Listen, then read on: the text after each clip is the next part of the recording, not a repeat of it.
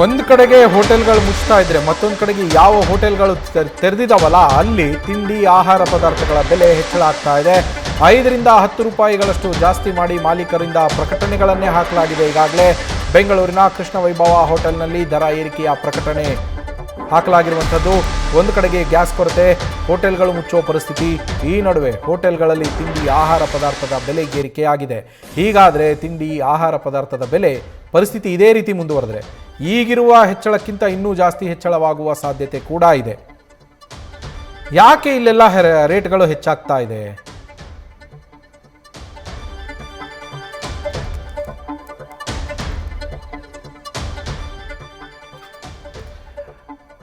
ನಮ್ಮ ಪ್ರತಿನಿಧಿ ಭರತ್ ಲೈವ್ನಲ್ಲಿ ಜಾಯಿನ್ ಆಗಿದ್ದಾರೆ.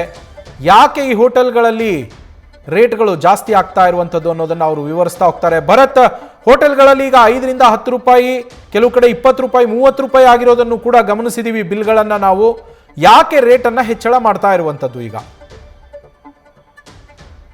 ನವೀನ್, ಈಗ ದೇಶಾದ್ಯಂತ ಕಮರ್ಷಿಯಲ್ ಸಿಲಿಂಡರ್ ಕೊರತೆ ಉಂಟಾಗಿದೆ. ಸೊ ಅದು ಎಫೆಕ್ಟ್ ಈಗ ಬೆಂಗಳೂರಲ್ಲಿ ಕೂಡ ಜಾಸ್ತಿ ಆಗಿರುವಂತದ್ದು. ಅಂದ್ರೆ ನಗರದ ಹಲವು ಪ್ರದೇಶಗಳಲ್ಲಿ ಈಗಾಗಲೇ ಹೋಟೆಲ್ಗಳು ಬಂದ್ ಮಾಡಿರುವಂತಹ ಒಂದು ನಿರ್ಧಾರವನ್ನು ತೆಗೆದುಕೊಂಡಿದ್ದಾರೆ. ಇನ್ನು ಕೆಲವೊಂದು ಹೋಟೆಲ್ಗಳು ಅಂದ್ರೆ ಸ್ಟಾಕ್ ಇರುವಂತಹ ತಮ್ಮ ಹತ್ರ ಇರುವಂತಹ ಸ್ಟಾಕ್ ನಲ್ಲಿ ಬ್ಯಾಲೆನ್ಸ್ ಮಾಡುವಂತಹ ಕೆಲಸವನ್ನ ಕೂಡ ಮಾಡ್ತಾ ಇದ್ದಾರೆ. ಶಾರ್ಟೇಜ್ ಇದ್ರೂ ಕೂಡ ಅನಿವಾರ್ಯವಾಗಿ ನಾವು ಹೋಟೆಲ್ ನ ಬಂದ್ ಮಾಡೋದಕ್ಕಾಗಲ್ಲ, ಕಸ್ಟಮರ್ಸ್ ಕಳ್ಕೊಂಡ್ಬಿಡ್ತೀವಿ ಅಂತ ಭಯದಲ್ಲಿ ಮ್ಯಾನೇಜ್ ಮಾಡ್ತಾ ಇದ್ದಾರೆ. ಆದ್ರೆ ಅನಿವಾರ್ಯ ಕಾರಣದಿಂದ ರೇಟ್ ಜಾಸ್ತಿ ಮಾಡ್ತಾ ಇದ್ದಾರೆ. ಅಂದ್ರೆ ಆಹಾರ ಪದಾರ್ಥಗಳ ಬೆಲೆನ 5 ರೂಪಾಯಿಂದ 10 ರೂಪಾಯಿವರೆಗೂ ಜಾಸ್ತಿ ಮಾಡ್ತಾ ಇರುವಂತಹ ಒಂದು ಹೋಟೆಲ್ಗಳನ್ನು ಕೂಡ ನಾವು ಗಮನಿಸ್ತಾ ಇದೀವಿ. ಸದ್ಯ ನಾನೀಗ ಮೆಜೆಸ್ಟಿಕ್ ನ ಸ್ವಾಸ್ಥ್ಯ ಕೆಫೆ ಎದುರುಗಡೆ ಇದೀನಿ. ನೀವು ಗಮನಿಸ್ತಾ ಇರಬಹುದು, ಇದು ಕೂಡ ಮೆಜೆಸ್ಟಿಕ್ ಮೆಟ್ರೋ ಸ್ಟೇಷನ್ ಪಕ್ಕದಲ್ಲೇ ಇರುವಂತದ್ದು.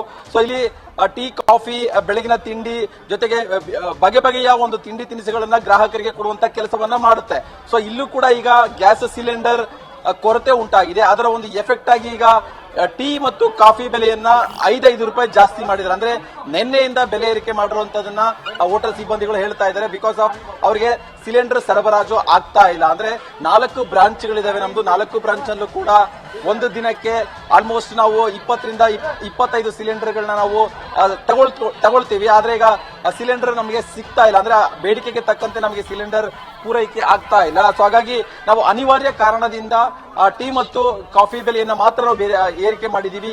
ಉಳಿದಂತೆ ಯಾವುದೇ ಒಂದು ಆಹಾರ ತಿಂಡಿ ಪದಾರ್ಥಗಳ ಬೆಲೆಯನ್ನ ಏರಿಕೆ ಮಾಡಿಲ್ಲ. ಸೊ ಹಾಗಾಗಿ ಸಪ್ಲೈನ ಕೇಳಿದ್ರೆ ಅಂದ್ರೆ ಏಜೆನ್ಸಿಗಳನ್ನ ಕೇಳಿದಂತ ಸಂದರ್ಭದಲ್ಲಿ ಅವರು ಕೂಡ ನಮಗೆ ಸಿಲಿಂಡರ್ ಕೊರತೆ ಇದೆ ಅಂತಾನೆ ಹೇಳ್ತಾ ಇದ್ದಾರೆ. ಹಾಗಾಗಿ ನಮ್ಮ ಬಳಿ ಇನ್ನು 2-3 ದಿನಕ್ಕೆ ಆಗುವಷ್ಟು ನಾವು ಸಿಲಿಂಡರ್ ನ ಇಟ್ಕೊಂಡಿದೀವಿ.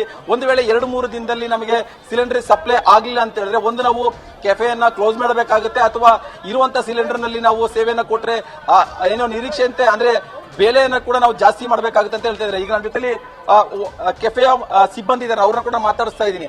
ಸರ್, ಈಗ ಸಿಲಿಂಡರ್ ಸಮಸ್ಯೆ ಆಗ್ತಾ ಇದೆ, ಇದರ ಒಂದು ಎಫೆಕ್ಟಿವ್ ಆಗಿ ನೀವು ಟೀ ಮತ್ತು ಕಾಫಿ ಬೆಲೆ ಈಗ ಜಾಸ್ತಿ ಮಾಡಿದ್ರೆ ಎಷ್ಟು ಸಿಲಿಂಡರ್ ನಿಮಗೆ ಡೈಲಿ ಆರ್ಡರ್ ಇರ್ತಾ ಇತ್ತು, ಎಷ್ಟು ಶಾರ್ಟೇಜ್ ಆಗ್ತಾ ಇದೆ? ಸರ್, ಡೈಲಿ ಒಂದು ನಮಗೆ 3 ಯೂಸ್ ಆಗ್ತಿತ್ತು, ಇವಾಗ ಬರೀ 2 ಬರ್ತಾ ಇದೆ.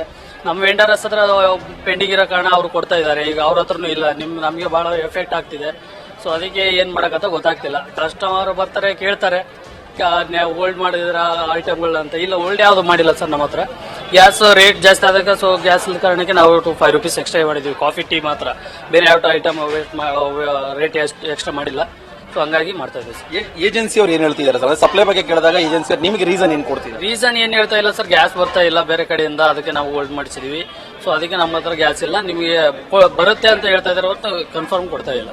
ಸರ್, ಈಗ ಸಹಜವಾಗಿ ಶಾರ್ಟೇಜ್ ಇರೋದ್ರಿಂದ ಬ್ಲಾಕ್ ಅಲ್ಲಿ ತಗೊಳ್ಳೋದಕ್ಕೆ ಪ್ರಯತ್ನಗಳು ಮಾಡ್ತಾ ಇರ್ತಾರೆ ಹೋಟೆಲ್ ಮಾಲೀಕ. ನೀವೇನಾದ್ರು ಟ್ರೈ ಮಾಡಿದ್ರೆ ಎಷ್ಟು ಹೇಳ್ತಿದ್ದೀರಾ? ನಮ್ಮ ಕಡೆಯಿಂದ ಯಾವ್ದು ಟ್ರೈ ಮಾಡಿಲ್ಲ. ಇರೋದೇ ನಮ್ಮ ವೆಂಡರ್ಸ್ ಹತ್ರ ಪೆಂಡಿಂಗ್ ಇತ್ತು, ಅದನ್ನೇ ಕೊಟ್ಟಿದ್ದಾರೆ. ಈಗ ಅದನ್ನೇ ಯೂಸ್ ಮಾಡ್ತಾ ಇದೀವಿ. ನಾಳೆ ನಮ್ಗೂ ಶಾರ್ಟ್ ಆಗ್ಬೋದು. ಒಂದ್ 2 ದಿನ ಆಗಸ್ಟ್ ಇದೆ ಅಷ್ಟೇ, ಬಿಟ್ರೆ ನಾಳೆ ಮತ್ತೆ ನಮಗೂ ಕ್ಲೋಸ್ ಮಾಡೋದು ಪರಿಸ್ಥಿತಿ ಬರ್ಬೋದು.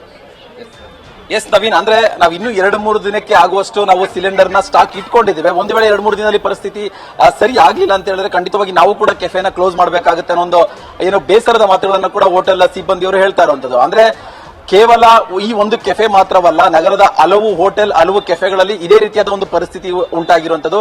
ಗ್ಯಾಸ್ ಸಿಲಿಂಡರ್ ಕೊರತೆ ಆಗಿದೆ. ಪರ್ಯಾಯವಾಗಿ ಸೌದೆ ಒಲೆಗಳ ಕಡೆ ಹೋಗ್ತಾ ಇದ್ದಾರೆ, ಎಲೆಕ್ಟ್ರಿಕ್ ಸ್ಟವ್ಗಳ ಕಡೆ ಹೋಗ್ತಾ ಇದ್ದಾರೆ. ಆದ್ರೂ ಕೂಡ ಅದನ್ನ ನಿರಂತರವಾಗಿ ಸೇವೆ ಕೊಡೋದಕ್ಕೆ ಅದರಿಂದ ಸಾಧ್ಯವಾಗ್ತಾ ಇಲ್ಲ. ಹಾಗಾಗಿ ನಗರದಲ್ಲಿ ಈ ಪರಿಸ್ಥಿತಿ ನಿಯಂತ್ರಣ ಆಗದೆ ಹೋದ್ರೆ ಖಂಡಿತವಾಗಿ ಅಗತ್ಯವಾಗಿ ಗ್ರಾಹಕರಿಗೆ ಸೇವೆ ಕೊಡ್ತಾ ಇರುವಂತಹ ಹೋಟೆಲ್ಗಳು ಬೆಳಗ್ಗೆ ತಿಂಡಿ, ಮಧ್ಯಾಹ್ನ ಊಟ ಅಥವಾ ರಾತ್ರಿ ಊಟಕ್ಕೆ ಕೂಡ ಸಮಸ್ಯೆ ಉಂಟಾಗುವಂತಹ ಸಾಧ್ಯತೆ ಇದೆ. Naveen, thank you Bharat. News first ನಿರ್ಭೀತಿಯಿಂದ ನಿಮ್ಮ ಪರವಾಗಿ.